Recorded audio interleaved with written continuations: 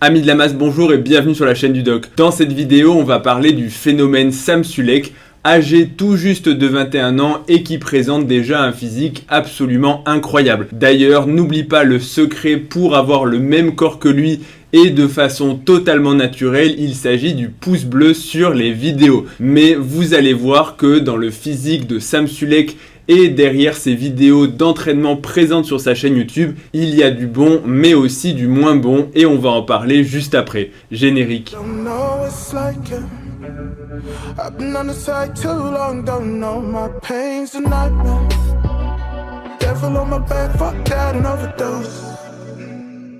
Il s'agit d'un jeune garçon âgé de 21 ans et originaire des États-Unis. Alors ok, jeune garçon quand on voit son physique, c'est peut-être pas le terme le plus approprié.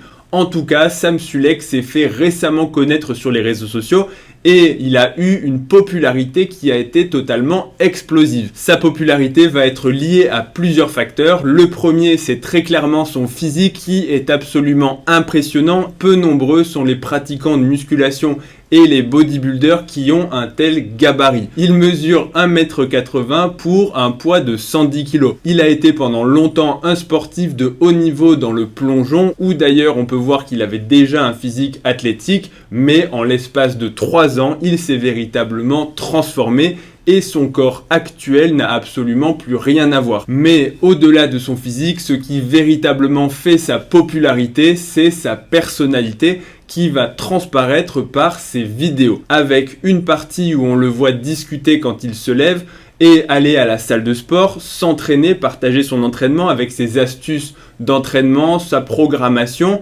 Ensuite, une partie de posing où il va montrer son physique et on va le voir également manger et partager ses repas. Sam n'a rien à vendre, pas de programme, pas de secret, pas de complément alimentaire, contrairement à beaucoup de personnes dans le milieu du sport. Et donc, ces conseils vont apparaître pour les gens qui vont le regarder comme véritablement, on va dire, bien intentionné. Quand il va dire qu'il fait quelque chose, on se dit pas « Ok, il me dit qu'il fait ça ou qu'il prend telle chose parce que derrière, il a un code promo. » Non, c'est véritablement parce qu'il partage sa passion. Et c'est vraiment un mot qui va revenir quand on va parler de Sam, c'est que c'est quelqu'un de passionné sur la musculation. Et ça va être là tout le problème que je vais développer dans cette vidéo, c'est qu'il est suivi principalement par des personnes jeunes qui vont s'identifier à lui et vouloir l'imiter afin d'avoir son physique, sa popularité et potentiellement le copier avec de nombreuses choses qui ne sont bien sûr pas à faire. Je pense que le problème principal dans le fait de vouloir l'imiter, vous l'aurez compris, on n'en a pas encore parlé du tout sur la vidéo et ne t'inquiète pas, on va en parler juste après, mais il y a véritablement plusieurs problèmes.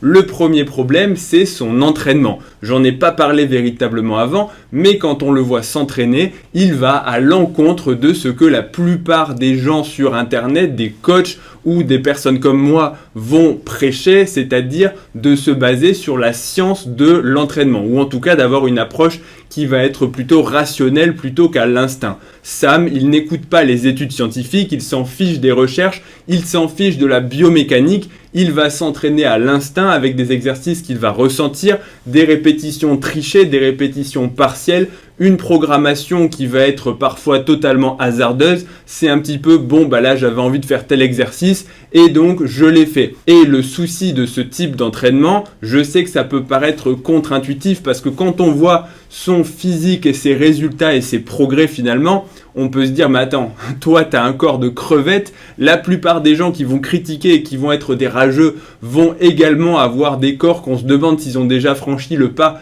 d'une salle de musculation, alors que lui il est énorme, il a que 21 ans et donc manifestement ce qu'il fait marche pour lui. Et bien sûr, c'est extrêmement difficile d'aller contre cet argument. La seule chose que je veux dire, c'est que Sam a une génétique qui est hors norme et je pense qu'il faut en être conscient. Déjà, il a un long passé de sportif de haut niveau. Il n'y a qu'à voir ses photos avant quand il pratiquait le plongeon olympique. Le plongeon, c'est un sport qui nécessite des qualités qui vont s'apparenter à la gymnastique, c'est-à-dire de l'explosivité, de la coordination, de la force, de la souplesse, bref, beaucoup de qualités qui vont ensuite servir en bodybuilding. Si on regarde le corps de très nombreux gymnastes qui ont fait les Jeux Olympiques ou des gymnastes de très haut niveau, on voit bien qu'ils ont des muscles qui sont parfois beaucoup plus volumineux et dans ce que certains pratiquants de musculation. Donc dans certains sports comme le plongeon, on a une prédisposition solide pour ensuite pratiquer le bodybuilding. Tout ça pour dire quoi? Tout ça pour dire que pour les personnes normales comme vous et moi, si on fait la même chose que Sam, c'est-à-dire qu'on fait des exécutions trichées, des mouvements avec une forme qui sera un petit peu incorrecte, on va soit ne pas progresser, ou en tout cas pas de façon optimale, parce que peut-être que Sam, s'il suivait un programme de musculation bien pensé, il progresserait encore plus, ou alors on risque de se blesser. Et quand on s'entraîne à l'instinct, la plupart des gens, et on le voit parce que les gens dans les salles de musculation, la plupart s'entraînent à l'instinct et on peut voir leur corps. Quels sont leurs corps? Ce sont des corps de personnes qui justement donnent l'impression de ne pas faire de musculation. La deuxième chose, ça va être sa nutrition. Dans plusieurs vidéos, on peut le voir en train de manger et ce qu'on peut dire pour qualifier sa diète, c'est qu'elle est complètement catastrophique. Il va manger des aliments transformés, parfois du fast-food, des sodas, des céréales, bref, du sucre.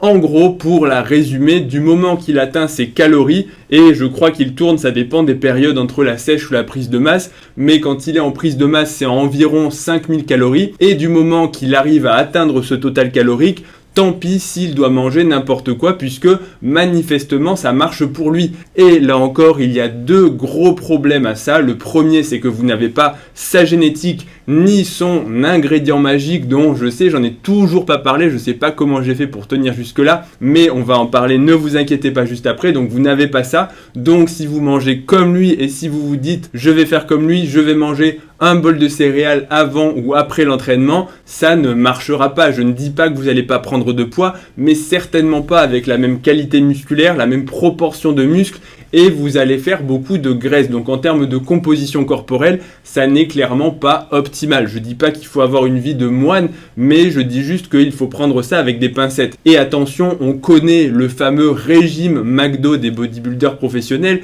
qui, pour atteindre des quantités de nourriture absolument astronomique, parce que bah oui, quand voilà, je vais le dire maintenant, quand vous consommez des quantités astronomiques de produits dopants et avec une telle masse musculaire, eh bien il faut bien la nourrir, et la seule façon d'arriver à ingurgiter 5000 calories, c'est pas en mangeant des brocolis et des champignons, c'est en mangeant du fast-food, parce que sinon votre estomac va tout simplement exploser. Donc attention de ne pas reproduire tout ce que vous voyez, et ça surtout quand son public à lui va être des jeunes qui vont avoir entre 15 et 22 ans, parce que globalement sa cible ça va être les gens de son âge. Et la deuxième chose, c'est vis-à-vis de la santé, le fait de manger autant d'aliments transformés, même si oui il est musclé et il reste sec, donc on peut se dire que a priori ça a l'air de marcher pour lui, il n'est pas gras, donc on pourrait penser que le fait de ne pas être gras, de ne pas être gros, c'est quelque chose qui, en gros, on reste en bonne santé. Mais la vérité, c'est non, pas forcément. Et si on mange des aliments de mauvaise qualité, à l'intérieur, ça peut s'en ressentir. Et là, j'ai l'impression de faire une pub pour un yaourt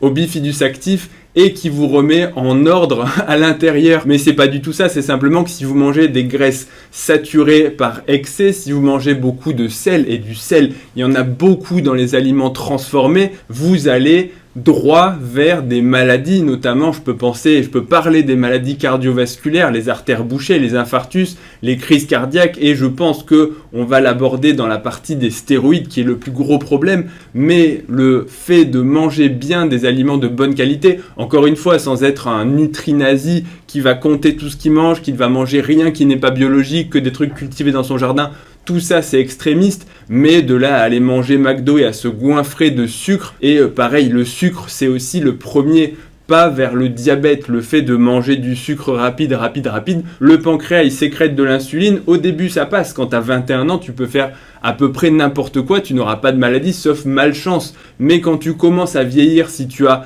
habitué, si tu as déjà commencé à épuiser tes organes, tu vas avoir en fait des maladies de façon prématurée, donc quelque part ce n'est clairement pas un exemple à reproduire. Et le troisième problème, c'est celui des stéroïdes. Si Sam Sulek n'a jamais avoué avoir consommé des stéroïdes, à ma connaissance, il n'a jamais non plus dit être naturel, donc je pense que c'est plus qu'il ne répond pas à la question plutôt que certaines personnes, certains athlètes qui disent en permanence et sous chacune de leurs vidéos et sous chacun de leurs posts Instagram qu'ils sont naturels. On en connaît deux en particulier, je pense que vous voyez de qui je fais référence. Bref, donc Sam, il y a quand même des signes qui ne trompent pas sur le fait que probablement, et je dis bien probablement, bien sûr on ne peut pas savoir avec certitude sur le fait qu'il utilise des produits dopants, notamment sa transformation, le fait qu'il ait pris je sais pas combien de kilos de muscles en l'espace de 3 ans, sur son gabarit dans l'absolu, parce que même si il avait mis 10 ans pour obtenir ce physique, ce n'est pas un physique qu'on peut obtenir naturellement, il n'y a qu'à le comparer avec Arnold à la même époque,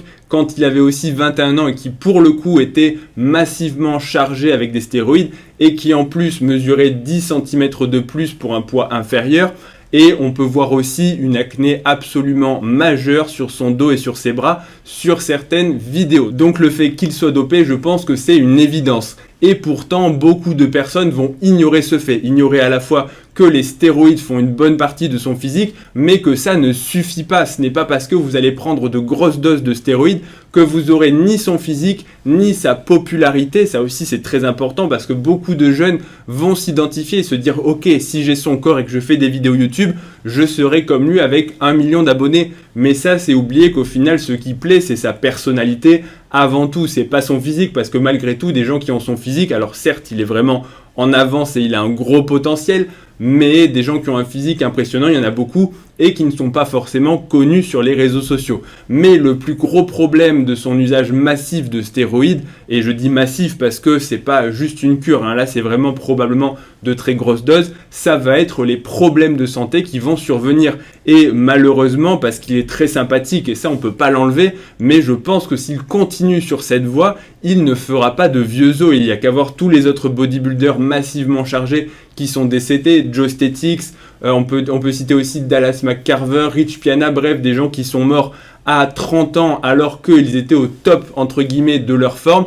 Il y en a eu beaucoup donc à ce rythme-là, et on peut voir même sur certains clips vidéo, je vais vous les mettre, qu'il est essoufflé quand il parle. Like doing these light, you've got no choice but to be fucking flexing your lats. So, I don't know, the most contracted portion of the rep, right at the bottom.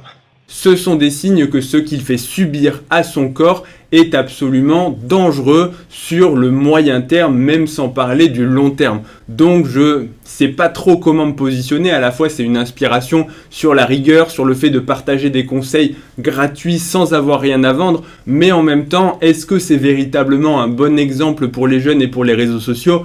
Je ne sais pas, et je ne peux pas m'empêcher de penser quelque part que son exemple est quand même mauvais pour la jeunesse et pour toutes les personnes qui apparenteraient, qui associeraient le bodybuilding et la musculation aux stéroïdes. Bien sûr, les stéroïdes sont très présents dans ce sport, mais on peut quand même s'entraîner naturellement. J'ai déjà fait des vidéos dessus. On peut avoir un bon physique naturellement et surtout essayer de durer le plus longtemps possible. Et ça, d'ailleurs, je suis très curieux de savoir ce que vous en pensez. Est-ce que vous pensez que c'est un exemple à suivre, Sam, parce que finalement, il montre une rigueur, ou est-ce que c'est un mauvais exemple à cause de toute cette partie cachée des stéroïdes qu'il faudrait justement essayer d'occulter? J'espère que la vidéo vous aura plu. Si c'est le cas, n'oubliez pas le pouce bleu pour vous transformer vous aussi. N'oubliez pas non plus de me retrouver sur Instagram et sur TikTok. Et je vous dis à bientôt pour la prochaine vidéo. Salut à tous.